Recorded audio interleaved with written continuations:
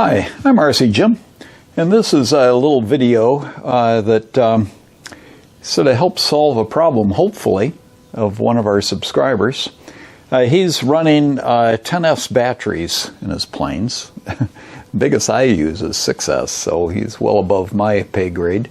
But nonetheless, the ELRS receivers for the telemetry port for the voltage, that's a maximum of 35 volts. And for a 10S battery, you're talking about 42 volts. So he's asking, why don't they make something that will, allow me to use telemetry, and something advanced like that. Well, I think I've come up with a plan. Okay, so we got our 10S battery, 42 volts when it's fully charged. My plan is to wire up two 10,000 ohm resistors in series, and we'll sample the voltage in the middle.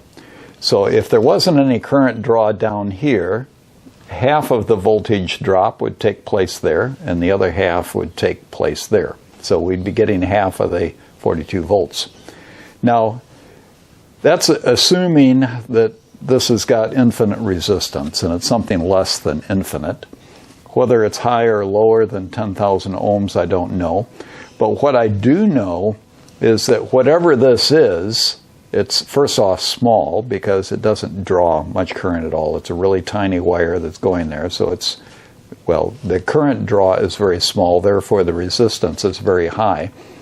And with lower resistance here on the receiver, with more current going through there, it reduces this overall resistance in this part of the circuit coming up to this point. And so there would be a smaller voltage drop across that one as compared to this one.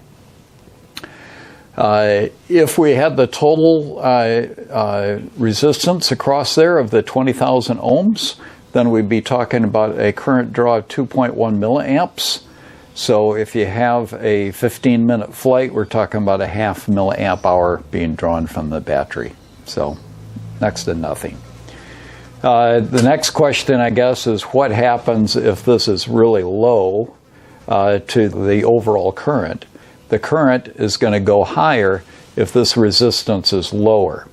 But we know it's really high, and so even if it comes down a bit, for sure you got 10,000 ohms here. So at the most, if this was zero resistance, which it's not, but the worst case scenario is zero resistance, 10,000 ohms, that still means that you've got 4 milliamps going through there.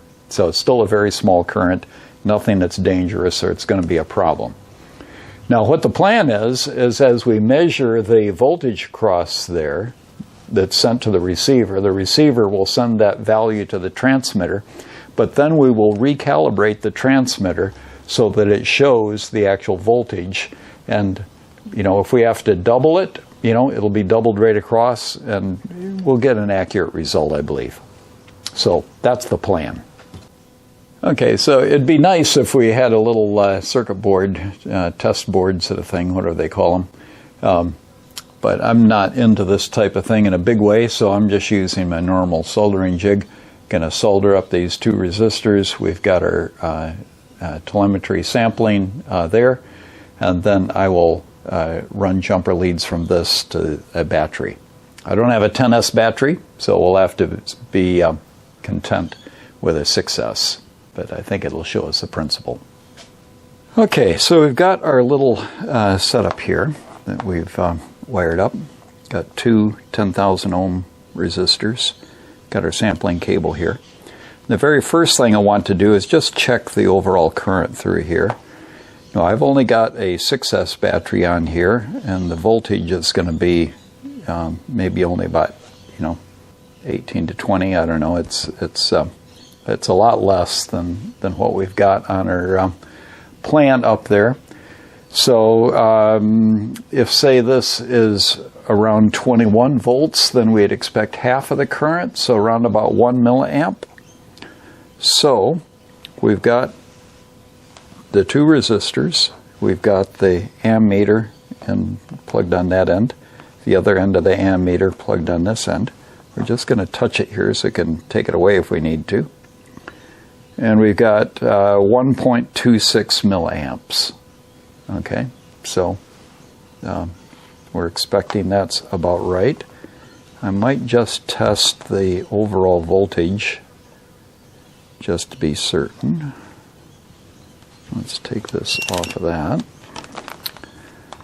Put this onto here. DC voltage. And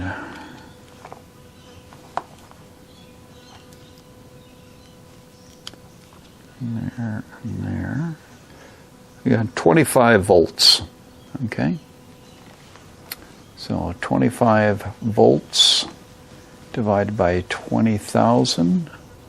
That's 1.2 milliamps, and we got 1.26. So I'd say those resistors are reasonably accurate in terms of being 10,000 ohms. So that being the case, we're quite confident that we're down at a voltage that the receiver can handle there. Okay, we're getting things set up here. We need to use an ESC to power this because the receiver and detecting the telemetry with the telemetry lead is going to need, here we go, this is only the positive, and it needs the negative that's going to be in common with what we've got here. So I'll get our JST plug in there. Okay, hopefully that's connected.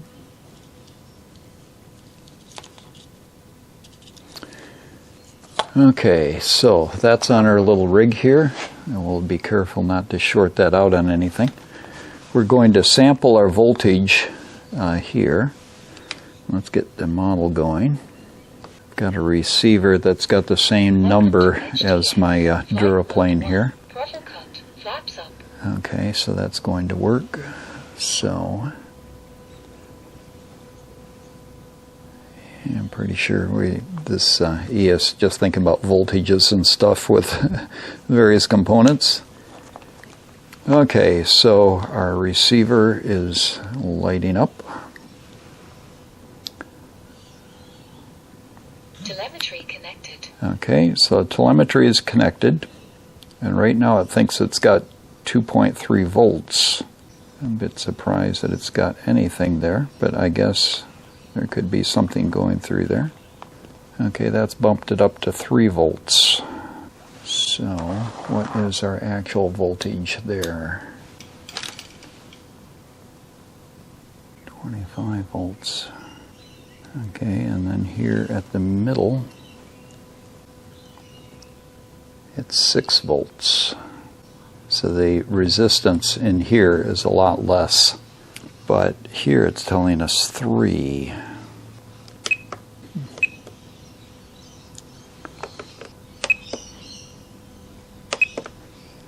Now, ID unit ratio. Okay, so 6 volts, 6.15. I'm not saying 5.9, so that's reasonably close.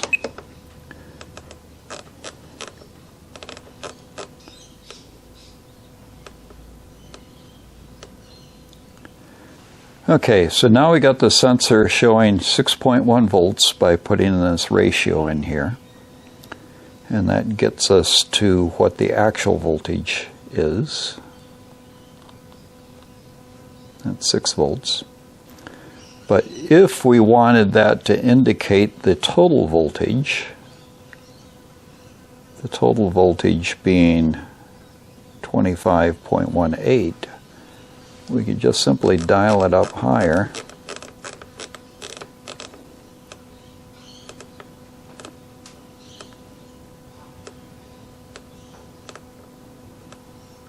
Okay, so now we got 25.2 volts showing, which is our 25.1716. Okay, so 25.2 volts is our total voltage. We've set the ratio here to give us that. Now, what I would be doing if I wanted this to be, what I wanted for my plane, is I get my big 10S battery there. I'd run it down to the level that just take your battery after a flight, okay, before you restore it to storage level and stuff like that. So the battery at the end of the flight. Hook it up, work out what the voltage is, and do this calibration for it at that point, because that's the important point. If the calibration is a little bit off, as far as when it's fully charged, that's not a big deal. But what you want to know is what it needs to be when you finish. So I would think if you did something like that, that would work. And as far as doing it, where you've got the wire that you'd normally put into the ESC here, I'd put in 2 wires there, but not have the one that's going directly to the thing, but the 2 wires would be the wires going to the 2 sides of these. Then have your telemetry sampling cable come out of the middle. You can bundle this all up with shrink wrap and whatever else to make it nice and secure and tiny and that type of thing. And I reckon that would do the job. So we now have 25.2 volts showing. This is showing volts per cell. So if you're going according to total voltage, then what you do is on that widget there, widget settings, you would say show total voltage. Okay. So 25.2 volts is our total voltage, which is the voltage of the battery, even though we're just sampling a portion of it, and that portion being something that the receiver can handle with sampling, assuming that you're going with a bigger battery. So I hope that helps out your situation. And of course, for the one that requested this, I'm sure you already subscribed, but for others that want to be able to benefit from things like this, well, hey, over here someplace, there's a circle with my picture on it. That allows you to subscribe, and then, of course, have a look at some of the other videos on the site. I'm RC Jim signing off. You have a great day, and enjoy all the technical bits associated with your flying.